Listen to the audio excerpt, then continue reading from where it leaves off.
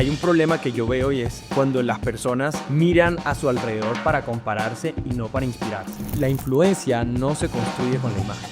La influencia se construye con el fondo. ¿Qué diferencia un líder de opinión de un vendehumos? Un líder de opinión es alguien que tiene autoridad y esa autoridad no se gana de un día para otro. Creo que el objetivo debe ser construir, tener un propósito, tener una diferenciación. Salir en Forbes es una credencial que consigue todo lo que hemos hablado aquí. Salir en cualquier medio de comunicación no puede ser un objetivo. José Caparroso es el editor general de Forbes Colombia y lleva más de una década cubriendo negocios, tecnología y liderazgo del top 1%. Y desde ahí ha visto una enorme variedad de emprendedores, inversionistas y ejecutivos de todo tipo. Él sí sabe quién está construyendo algo real y quién solo hace ruido. En este podcast sabrás cómo se construye la reputación, cómo identificar un vendehumos y cómo se combate el síndrome del impostor. Y además chismosearemos un poco de cómo se dirige una portada de la revista y qué se necesita para aparecer. Y por qué contar bien tu historia no es vanidad, es estrategia.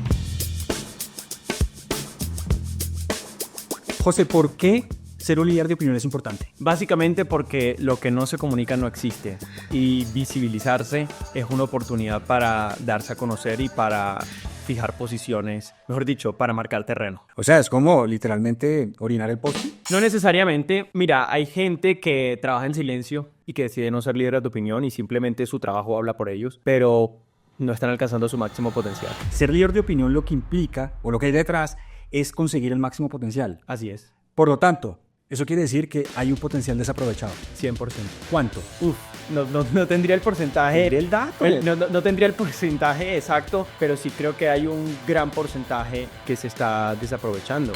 Yo creo que hay gente muy buena que no es conocida porque simplemente prefieren trabajar en la intimidad y en el silencio. Y hay gente que no es tan buena que simplemente se han convertido en líderes de opinión y le están sacando provecho a esa visibilidad. Un ejemplo de qué se está perdiendo la gente que no está siendo líder de opinión y tiene las cualidades y las credenciales para hacerlo. Una oportunidad que se están perdiendo y que creo que es algo muy bonito es compartir conocimiento y experiencia con otros. Es decir, el hecho de nutrir a los demás, de un giving back. Claro, es construir valor, sobre todo cuando hay mucha gente que está diciendo cosas que no construyen valor. Siento que las personas que realmente saben tienen una oportunidad de entrar a participar en las conversaciones y aportar valor. Otra más CBY, ¿qué están dejando sobre la mesa los que no son líderes de opinión y podrían serlo? Están dejando también la oportunidad de interactuar con la comunidad. Cuando uno se convierte líder de opinión, no simplemente está hablando en una sola vía, en un solo sentido, sino que también se está retroalimentando y tiene la oportunidad de interactuar con muchos grupos de interés. O sea, eso es como una fertilización cruzada. 100%. Es decir, tiene la oportunidad de poder recibir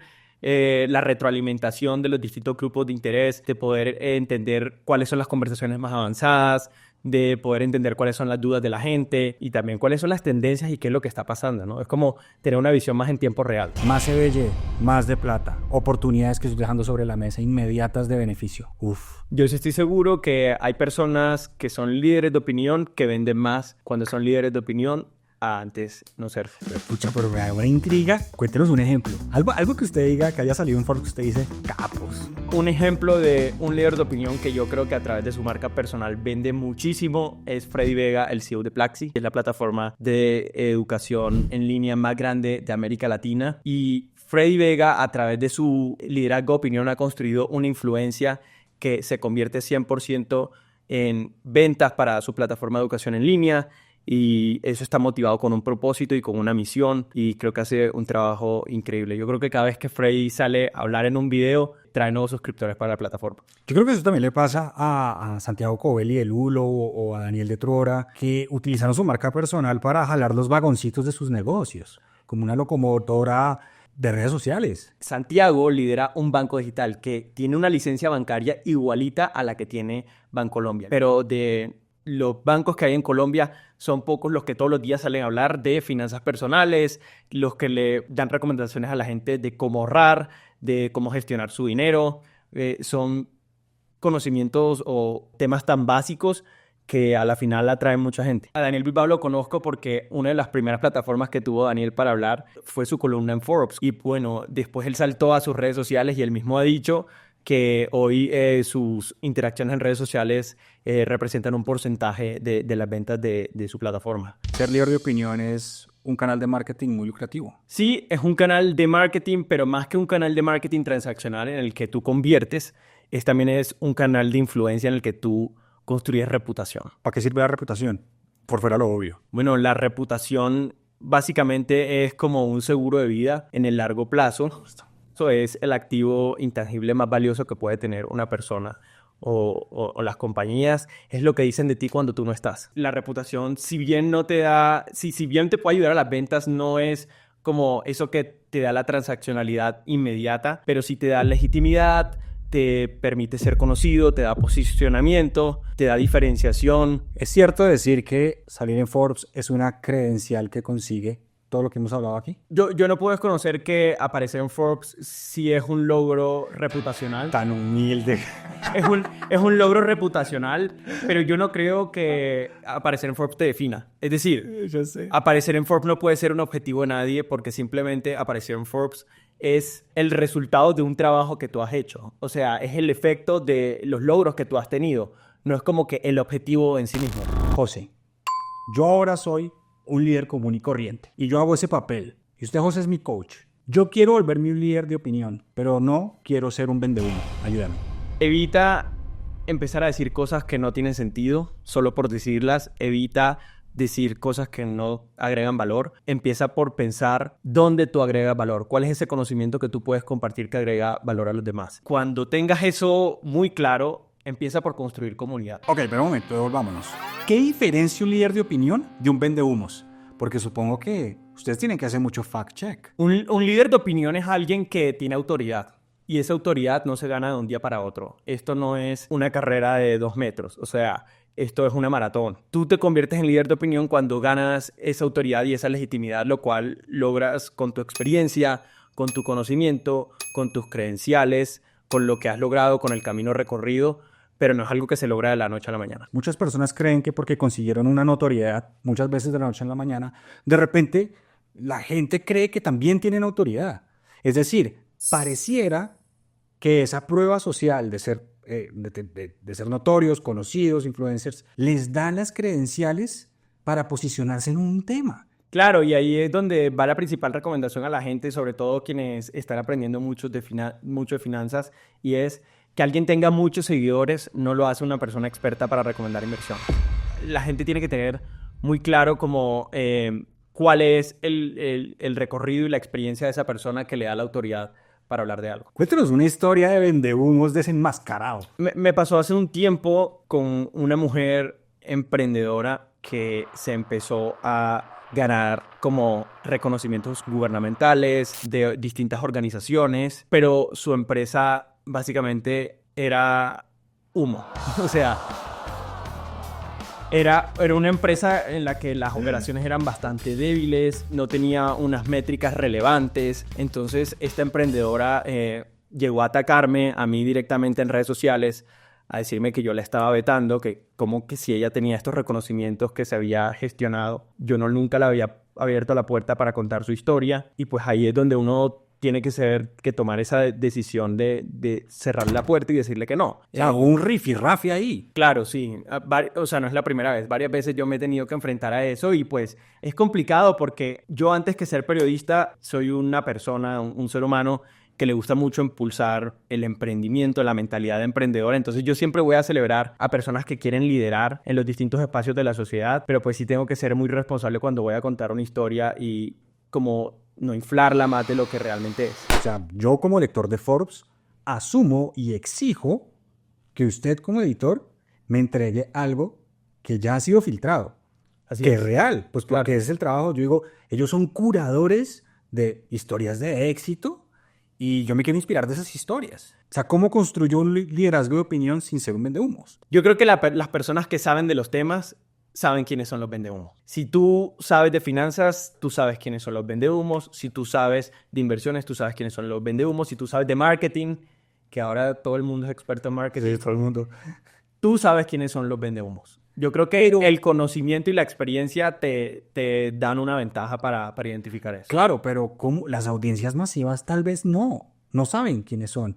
Entonces, dame como unas características que yo debería desarrollar dentro de mi expertise para realmente sentirme cómodo con el hecho de buscar el liderazgo de opinión como objetivo sin temerle a que vaya a tener unos haters que van a empezar a dudar de mí y atacarme. Bueno, un vendehumo se identifica porque está repitiendo como frases cliché, pero no tiene nada demostrable, ni tampoco tiene no está compartiendo un conocimiento que tenga un respaldo técnico. Las personas que quieren convertirse en líderes de opinión tienen una oportunidad de encontrar ángulos únicos, es decir, Me gusta. encontrar espacios de los que están blancos y vacíos, en los que no están otras personas hablando y en las que no están interactuando. Tienen una oportunidad de ser consistentes, entonces empezar a lanzarse al ruedo. No necesariamente necesitas de los medios de comunicación para volverte líder de opinión. Puedes empezar por tus propios canales y aparecer con consistencia. Y hay uno que me gusta muchísimo y es construir relaciones con otros líderes.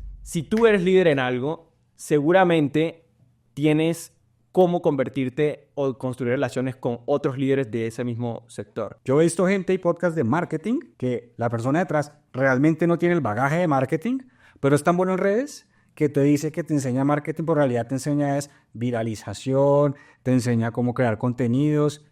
Y realmente es ahí donde yo digo, esta persona utilizó un tema para volverse experto en redes y ahora lo que vende es redes vestidas de aquel tema. He notado también un patrón. Esto no es ciencia, ¿no? Esto es percepción personal. Pero los vendehumos siempre se muestran como expertos que tienen la verdad en su mano revelada, que te la revelarán a ti por un precio. Hay una tendencia muy dolorosa y son cuando estas personas terminan creando cursos y la forma de monetizar es que le piden a la gente que compren un curso en línea de eso que ellos están promocionando. Es doloroso porque a veces hacen promesas incumplibles. Eso, o sea, Sí, tratan de vender life hacks. claro. Y yo creo que esa también es una forma para identificar a los vendehumos, cuando te están prometiendo cosas que no son, o sea, que son inviables. Los vendedores de atajos. Esos vendedores de atajos 100% son vendehumos. Siempre, eso es un buen insight. ¿Qué hacen los top 1% que salen en Forbes completamente distinto y disruptivo a todos los demás? Algo que yo veo en los overachievers, como le llaman a esas personas que logran ser el top 1% y que logran liderar y en distintos escenarios, es que reconocen que no lo han aprendido todo y que todavía les falta por aprender. Mejor dicho, que nunca se puede dejar de aprender. Y tú tienes razón en algo que a mí me parece con los líderes y con los que han estado aquí en Rockcast. Es que son muy humildes por sabiendo lo que no saben. Y por lo tanto les da síndrome del impostor, inclusive. Porque el que es experto ve lo que le falta por aprender. Por lo tanto, no se cree más. Creo que estas personas que hacen parte del 1% también asumen riesgos.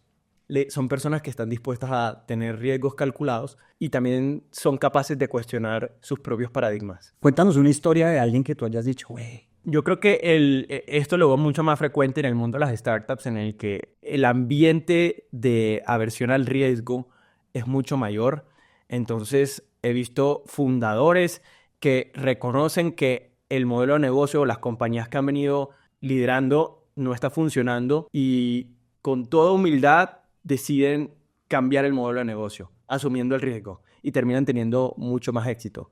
Es reconocer que su tesis inicial no funcionó. Es decir, viven en la propuesta y rechazo de hipótesis. Así es. Como una interacción constante. Claro. O sea, eso tienen en común todas las personas que tú dices, hey, este es merecedor de una gran historia aquí. Claro, yo creo que las personas que tienen puntos de inflexión, por lo general, es porque tuvieron aversión al riesgo y tuvieron la humildad y la vulnerabilidad de querer aprender y reconocer que algo no estaba funcionando. Vulnerabilidad. A mí me parece que es la palabra del año porque la vulnerabilidad se ha tratado siempre como una debilidad. Y para mí la vulnerabilidad es el momento en donde muy claramente se ve que estamos en una zona de desconfort. Y es ahí donde suceden las transformaciones. Y esto es verdadero o falso. Las grandes historias son historias de transformación, ¿sí o no? 100%. De hecho, yo creo que un patrón muy frecuente en las personas que llegan a ser portada de Forbes, que es un referente, yo creo que son personas que tienen también una historia de fracaso. Es decir, son personas que tienen una historia de éxito, pero detrás de esa historia de éxito hay una historia de fracaso. Eso se llama la jornada del héroe. Claro. Eso está inventado en el cine y es... Claro. Yo era una persona común y corriente. Y un día se me aparece a mí la gran oportunidad sobre la cual yo tengo que elegir si voy a enfrentarme a ella y perseguirla o no. Le llama la gran disyuntiva. Y obviamente, para que la historia continúe, es que yo digo, si lo hago, llega además un mentor, me ayuda, pero en el camino me voy a tropezar, estoy a punto de morir, alguien me rescata. Y después de muchos ires y venires, por fin lo logro y vuelvo al punto de inicio siendo una persona distinta. Esa es la historia de The Matrix, esa es la historia del Señor de los Anillos, de Star Wars Y también es la historia de Elon Musk, es la historia de Steve Jobs, es la historia de Mark Zuckerberg, es la historia de David Vélez, es la historia de Simón Borrero. Hay tantas historias, incluso a veces para que no lo midamos por el dinero, porque algo que hay que aclarar es que si bien nosotros somos los que medimos fortunas, para nosotros el éxito es mucho más que eso. El éxito también es el impacto en la sociedad. El éxito también es la resiliencia. Hay muchas personas que de verdad nos inspiran con sus historias y que su historia de éxito tiene puntos de inflexión y no necesariamente van atadas al dinero. Claro, es esa historia de transformación. Claro, es una historia de valentía, de haberse puesto en un momento y en un sitio incómodo, sin que saber resolverlo y enfrentarlo. Eso de hecho es la gran jornada del mentor-aprendiz. Siempre somos mentores de alguien y aprendices de algo. Y es un círculo que nunca termina. Y el momento de que ese círculo no esté funcionando así, estamos en una zona de confort nociva. Y es ahí cuando nuestra historia se vuelve plana. Yo digo una cosa, José, y es que todos tenemos derecho a tener una vida extraordinaria.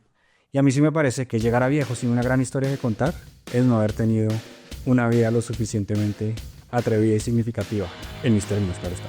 Claro, y cada quien también construye su propia historia. Hay gente que quiere asumir riesgos, otras personas que no quieren asumir riesgos y todo esto es respetable. Asumir riesgos es borrar algo que existía y volver a empezar de nuevo para intentar y para probar. O sea, esto se ve en muchas facetas, no es como que un hecho específico o un acto específico, pero sí creo que hace parte de la estrategia, ¿no? ¿Podría ser más específico? ¿Qué vas a hacer este 2025 que te va a sacar de la zona de confort? Mejor dicho, ¿a qué piscina te vas a tirar vestido? Bueno, pues voy a empezar a cubrir cosas que no cubría antes, entonces también es salirme un poco de la zona de confort. ¿Tú quieres asumir riesgos? A mí me encanta asumir riesgos. Por ejemplo, el del 2025. ¿Cuál va a ser? Bueno, espéralo, seguramente. No, al menos una primicia. Muy atentos. Producción, pásenme por favor los instrumentos. Pablo dice que puede tocar lo que sea. Pablo que se cante y se toque Yesterday. Es que no me la sé. Bueno, Pablo, entonces, ¿por qué dijiste que te ibas a cantar lo que sea? Pero me sé esta. Todos en coro, a ver, ya que... Los pollitos dicen, pío, pío, pío. Muy bien. Y algo adicional que yo veo en el top 1% es la coherencia y la consistencia. Y esto tiene que ver con lo que mencionaba más temprano de que las cosas no suceden de la noche a la mañana, que son cosas que se construyen a lo largo del tiempo. Entonces yo veo en el 1% es que son personas que llevan construyendo. O sea, bloque y después ponen otro, y después ponen otro, y después ponen otro. Y no les da miedo tumbar eso todo después si es necesario. Y a veces lo tumban y a veces empiezan de nuevo. Es decir, tienen esa flexibilidad. ¿Quiere decir entonces que eso es resiliencia? Yo creo que sí. Resiliencia es tener esa capacidad de poder adaptarse a las situaciones y poder salir adelante sin importar lo que haya pasado. Es decir, como estar mirando hacia adelante y enfocarse en el futuro. Hay una cosa chévere que terminé diciendo en los talleres a raíz de aprender de las audiencias con las que lo hago, y es: acostumbramos a definir resiliencia como la capacidad de caerse y volverse a levantar, pero con el tiempo también he aprendido que la verdadera resiliencia es saber caer. Tal cual. Caer con dignidad. Saber caer. Esa puede ser la diferencia entre romperse un hueso o no. No es no caerse. Yo ando en moto, ya me he roto huesos, ya me caigo y es bastante raro que... Sí, no, eso es como decir que tú nunca vas a manejar moto porque tienes miedo a caerte. Es como, entonces no te montes. O sea, no hagas nada. ¿Tienes moto? Yo no tengo moto. ¿Y la vas a comprar? Audiencia, escúchenlo por favor. 2025, zona de confort, chao, riesgos. Con los tráficos de Bogotá sí es una idea que he tenido. O sea, ¿por qué no? ¿Por qué no? Y a la vuelta al mundo, por ejemplo. Bueno, quizás. Vamos a ver. De hecho, cuando... ¿Tú autorizaste mi historia en Forbes? Yo participé en el consejo de redacción, sí, pero... Porque dijiste que sí. Lo que ocurre es que en los consejos de redacción no hay una sola persona que toma la decisión, son varias personas que toman las decisiones. No, pero muchas gracias de todo el modo, me sacó en Forbes. Eso ya fue hace un rato. No fui yo, fue un gran periodista que se llama Kevin. Kevin, y que, bueno, esa historia tuvo mucho éxito. Sí, que también le fue entre otras. O sea, yo me acuerdo... Más le pregunté. No, yo me acuerdo que eso estuvo entre las más leídas del año, o sea, ¿de verdad? Sí, tuvo bastante alcance. Pero claro, ¿tú así? Pues claro, una persona que renunció a su trabajo corporativo, que era súper exitoso, y renunció para empezar a recorrer el continente en moto. Realmente yo no sabía eso. O sea, en serio, no sabía, pero me halaga mucho. De hecho, me puse rojo y todo. O sea, a mí me dio mucho síndrome del impostor salir en Forbes porque yo no creía que esa historia fuera para tanto. Y cuando tú me dices eso, realmente me impresiona. Y yo sí quiero saber si esto que me pasó a mí, el síndrome del impostor, es algo común entre las personas que tienen el privilegio de hacer parte de un medio de comunicación así importante, de saber las historias, o si las personas que salen ahí realmente ya lo veían venir y es como algo normal y cotidiano. Yo creo que el síndrome del impostor es más común de lo que creemos. Hay personas exitosas que tienen síndrome del impostor y yo creo que hay incluso billionaires y personas que han logrado cosas impresionantes en la vida que tienen el síndrome del impostor. Hijo de pucha, ¿en serio? ¿De Pero verdad? un ejemplo, o sea, como me intriga. A veces yo he tenido acercamientos con personajes porque quiero contar sus historias y básicamente no entienden el por qué. O sea, no entienden por qué su historia tendría que ser relevante, por qué podrían compartir un conocimiento que podría ser relevante para la audiencia. Y toca que más o menos explicarles y darles el contexto de por qué. Sobre todo en un país como Colombia y una región como América Latina en la que nos hacen falta historias de éxito. O sea, yo creo que estamos llenos de historias de fracaso y a veces creemos que hablar de las historias de éxito es innecesario. Y al contrario, yo creo que es todo lo necesario, porque es la única forma de poder inspirar a otros y poder enseñarles a otros el camino recorrido. No, pero eso me pareció un súper insight. Es decir, es cierto que uno va a Estados Unidos y no solo está lleno de historias de éxito, sino que además se preocupan mucho por demostrarlas. Y lo que tú estás planteando es que más historias de éxito lo que nos hacen es jalar a los que creen que no lo pueden tener para que ellos también se arriesguen a pensar y actuar diferente y tal vez conseguir ese mismo éxito, ¿no? Claro, no, y a veces finalmente hay personas que se deciden a hablar simplemente porque tuvieron que ir a otro lado del mundo a que les contaran por qué eso importa. Y voy a dar un ejemplo que es súper público. Tú sabes, David Vélez, el fundador de Nu, es el hombre más rico de Colombia en estos momentos. Y al principio él era una persona muy tímida con el tema de su fortuna.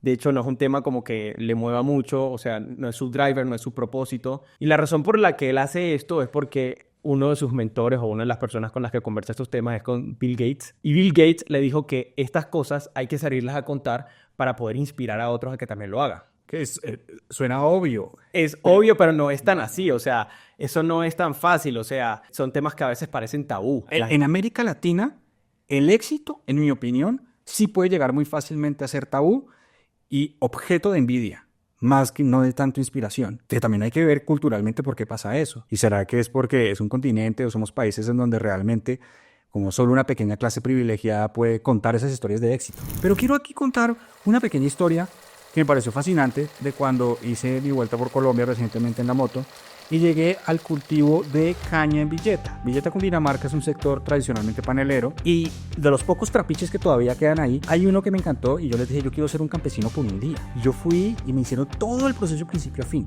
Las hijas habían venido a la universidad y sin embargo volvieron al campo y le dijimos, vamos a darle una vuelta a esto, un negocio súper informal. Y dijeron, tenemos que diferenciarnos con algo. Y lo que encontraron fue, vamos a vender la panela pulverizada y vamos a decir que es orgánica y vamos por los sellos orgánicos. Y además montaron un negocio en la Plaza Villeta que se llama Don Pedro, por si van a Villeta y lo ven, donde hacen cócteles de panela. Y más allá de ver cómo ellos encontraron una pequeña ventaja competitiva para salirse del commodity, lo que más me sorprendió es cómo hay personas que se atreven a volver al campo cuando en teoría tienen las oportunidades en contra. Cuando se supone que el campo ya no es el sitio para estar y sin embargo volvieron.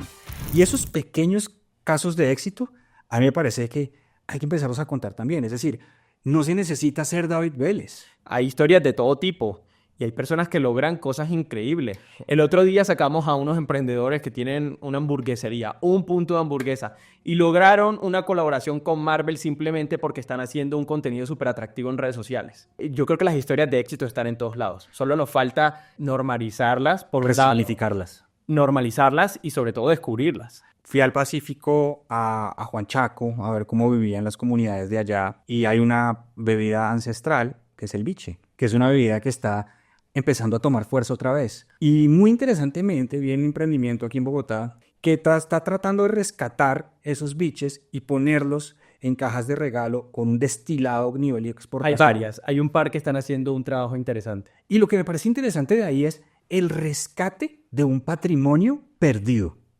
Eso es lo que me parece un caso de éxito. Es como, hey, nuestras tradiciones como que sí tenían un valor. Hay muchos problemas por resolver, hay muchos espacios en blanco y eso significa que hay muchas oportunidades para las personas que quieren crear y que quieren construir. Me llevó el insight de que necesitamos más historias de éxito, que yo creo que, yo no sé si esto sea así o no, se me ocurre aquí mientras hablamos, pero ¿será que en los 90s las únicas historias de éxito fueron esas tan perjudiciales historias narco? Para mí es bastante triste cuando yo veo los archivos del medio en el que trabajo y las primeras personas que entraron a la lista de billionaires lo hicieron con actividades que son bastante lamentables para nuestro país. Pero lo que me alegra es que hoy en día quienes están ahí son personas que han construido imperios y patrimonios con historias bastante admirables. Es decir, que si yo soy una persona o un líder que me considero común y corriente, pero tengo una buena idea o ya estoy actuando de una forma diferencial, yo también podría salir ahí. Sí, pero te repito, el objetivo no puede ser salir en Forbes. Voy a hablar de quienes son emprendedores.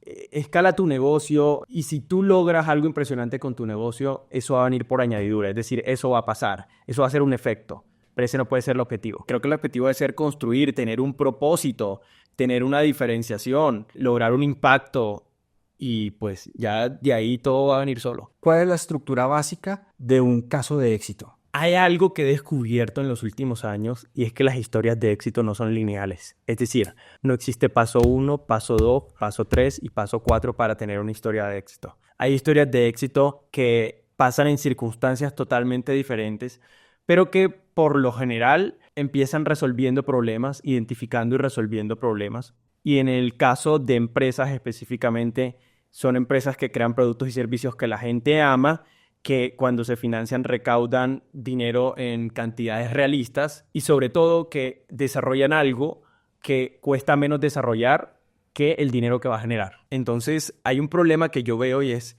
cuando las personas miran a su alrededor para compararse y no para inspirarse. Me encanta. Claro. Eso es una enfermedad mental. Claro, entonces todo el tiempo nos estamos comparando con los demás cuando no todos tenemos un camino lineal. Es decir, las circunstancias no son las mismas, el bagaje no son los mismos, las experiencias vividas no son los mismos. Entonces, cada quien tiene que vivir y abrir su propio camino. Entonces, pues esas comparaciones pierden sentido si tú estás midiendo como un checklist de lo que logró la otra persona y yo no. Porque en los tiempos que lo logró. Claro, o sea, ¿cuántos fundadores de compañías no hemos visto que no pasaron por universidades? Se salieron de la universidad antes y otras personas que creen que si no tienen el título de X universidad, entonces no pueden pasar al siguiente paso. Ellos mismos se ponen sus peajes. Totalmente. Esos peajes hay que eliminarlos y entender que cada quien tiene que construir su propio camino. Yo eso lo llamo la mentalidad del aventurero, que es la actitud de siempre estar explorando los alrededores de la zona de confort. No quiere decir dejar la zona de confort, romperla y no volver. Tienes una zona de confort que actúa como tu base y exploras esa zona donde no estás tan cómodo, a ver qué consigues. Y esos son los puntos que después terminamos uniendo y que nos llevan a tener esa historia única. Y también pasa algo y es que los entornos no son estáticos. Entonces, el entorno que le tocó a la persona con la que tú te estás comparando no es el entorno que te va a tocar a ti. Sobre todo en un mundo tan cambiante como el de hoy. Y te doy un ejemplo y es el de la industria de los medios de comunicación. Si nos ponemos a ver las cabezas y los líderes en los medios de comunicación, el camino que recorrieron es totalmente diferente al que están recorriendo las nuevas generaciones. Y bueno, en mi caso, yo ahora soy editor general de Forbes en Colombia. Si yo me hubiera estado comparando con otras personas que habían llegado a ser directores de medios, no lo hubiera logrado porque el camino era diferente, porque ahora estamos en tiempos diferentes, se necesitan habilidades diferentes. Hoy se necesita un tú.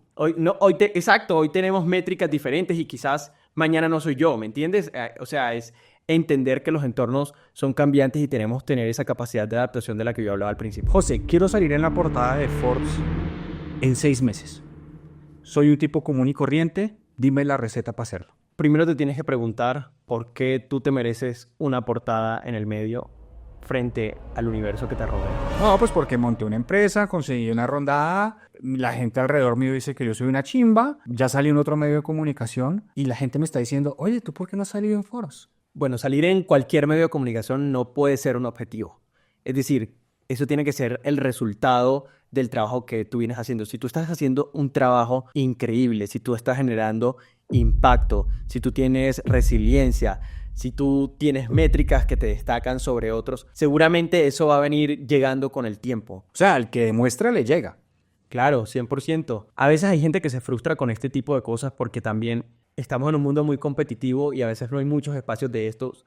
Entonces, no todo el mundo o sea, no todo el mundo cabe, ¿no? Claro. Y quienes llegan ahí de verdad son quienes están en la punta Pero supongo que en un comité editorial a veces hay pujas importantes porque tienen, qué sé yo, tres muy buenas historias y, pucha, ¿cómo eligen una versus la otra? Porque casos deben haber muy buenos en competencia. Eso ocurre muchísimo y hay discusiones fuertes en los consejos de redacción. Hay unos sectores que a veces se ven relegados de las coberturas porque son muy tradicionales, porque se ve poca innovación, porque simplemente La panela. porque andan de forma automática. Pero mira que algo que pasa con la panela y con la agricultura en general es que a la gente le está encantando mucho leer historias de agricultura porque las exportaciones de agricultura han venido creciendo en los últimos años. Y si tú te has dado cuenta, en Colombia, cada trimestre, la agricultura ha sido uno de los sectores que nos ha impulsado el crecimiento del PIB. Y ¿La de valor agregado o la de commodity? de todo, ahí vemos de todo, porque mira que hasta el precio del café está aumentando, entonces es un buen momento para observar a los exportadores de café y a las personas que emprenden en café, porque el precio del café está disparado, sobre todo el café arábica que Colombia vende al mundo. ¿Escuché decir café? Sí, ¿Te gusta el café? soy súper fan del café, me puedo tomar varias tazas de café en un día. Uy, listo, camine. ¿Cómo volverse líder de opinión sin ser un vendedor de marca? Muchos creen que es influencer. Se viene diciendo, José, que para realmente tener éxito en los nuevos medios y tener como esa notoriedad que después yo pueda convertir en un liderazgo de opinión, de cierta manera tengo que salirme de los promedios, de ponerle picante a mi postura frente a las cosas. Pero entonces dime, ¿cómo hago para ser influyente sin ser tibio? Empieza por evitar buscar la fama. Hay gente que cree que salir a convertirse en líder de opinión es volverse famoso. Y resulta que cuando van buscando la fama, cometen un error y es que se preocupan mucho en su imagen, en cómo se ven, y no se preocupan en el fondo. La influencia no se construye con la imagen. La influencia se construye con el fondo. Que ahí es donde está eso que hemos estado hablando, que es el conocimiento y el valor agregado. Pero bueno, yo te puedo poner un montón de contraejemplos de influencers de redes sociales que a punta de forma logran las cosas. O sea, que solo por entretener buscan salirse completamente, inclusive hasta de lo legal, pero entienden muy bien que muchas veces no es hablar de algo, sino dar de qué hablar. Sí, pero necesariamente la fama te convierte en una persona influyente, necesariamente el número de seguidores te convierte en una persona influyente, no, y mucho menos en sectores especializados. Eso me gusta. Si el nicho que nosotros queremos cautivar con un liderazgo de opinión es especializado, bueno, tal vez esa forma no se necesita. Tal cual. Se necesita tener fondo, pero también tener paciencia, que es esto de lo que yo he venido hablando. ¿Cuánto es paciencia? Porque la gente inmediatamente habla de paciencia en tiempo. Paciencia es estar probando y testeando, y paciencia también es saber que los millones de seguidores no van a llegar de la noche a la mañana, que eso se construye con el tiempo. Yo no puedo dar plazos específicos porque, como decía, los caminos no son lineales. Claro. Entonces, cada quien tiene que tener paciencia para sus propios caminos y estar leyendo tendencias, estar entendiendo qué es lo que está pasando, cuáles son los canales, cuáles son los formatos. Todo eso hace parte del proceso. Ser tibio es una forma coloquial de decir, políticamente correcto, no soy capaz de romper nada para no ofender a nadie, pero de alguna manera tenemos que sentar nuestra posición sobre algunas cosas, poner de nuestra personalidad, pero ¿cómo agarrar y acumular esa valentía que nos va a permitir tener una postura contundente dentro de nuestro segmento para ser líderes de opinión? Todo el mundo conoce sus fronteras, pero yo sí veo que hay una diferencia entre conocer tus fronteras y quedarte en tu zona de confort, porque la zona de confort es muy cómoda, entonces hay personas a las que no les gusta discutir o sentar posiciones sobre ciertos temas, pero hay unas que de verdad no lo pueden hacer, porque simplemente están en posiciones que les impide comentar o participar en conversaciones o en discusiones sobre temas sensibles o sobre temas que son polémicos o controversiales. Sin embargo, yo sí creo que hay una deuda, personas que son tomadores de decisiones, personas sobre todo que son líderes y que en muchos casos son propietarios de sus propias compañías o que tienen participaciones mayoritarias en sus propias compañías, que sí tienen libertad para hacer eso y simplemente no lo hacen por estar en la zona de confort.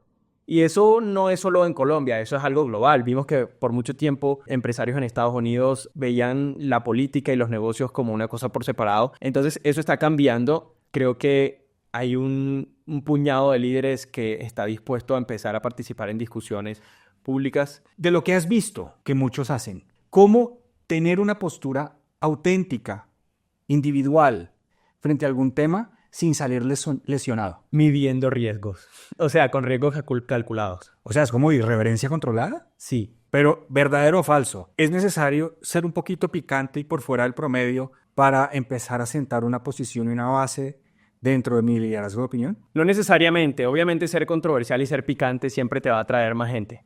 Pero, pues, hemos visto casos de gente que entrega información de valor, información robusta y que simplemente comparte conocimiento o comparte datos y lo hacen de una forma educada y logran tener gran alcance. Pero ser picante no quiere decir mal educado. No necesariamente. Ser picante a veces es ser controversial. Pero a veces es tener una postura, a veces es ser contundente y es defender posiciones. Yo tuve la oportunidad de estudiar en un colegio francés que viene de la cultura del liceo. Y eso es una cultura francesa en donde el respeto se gana mediante el debate, de la presentación y defensa de ideas. Es muy cultural de Francia. Y ellos son capaces de discutir sin pelear, porque es cultural. En una cultura como la nuestra en Colombia, a veces eso se ve como insulto. Pero ¿cómo conseguir defender una postura que no le gusta a todo el mundo?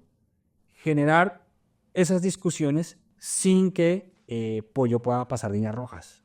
Eso es midiendo riesgos. Vuelvo a repetirlo, con riesgos calculados. Saber hasta dónde me puedo meter y hasta dónde no. Y qué te corresponde a ti hacer y qué no. Sobre todo en un contexto en el que hoy las personas no son necesariamente su propia voz. También representan organizaciones y representan marcas.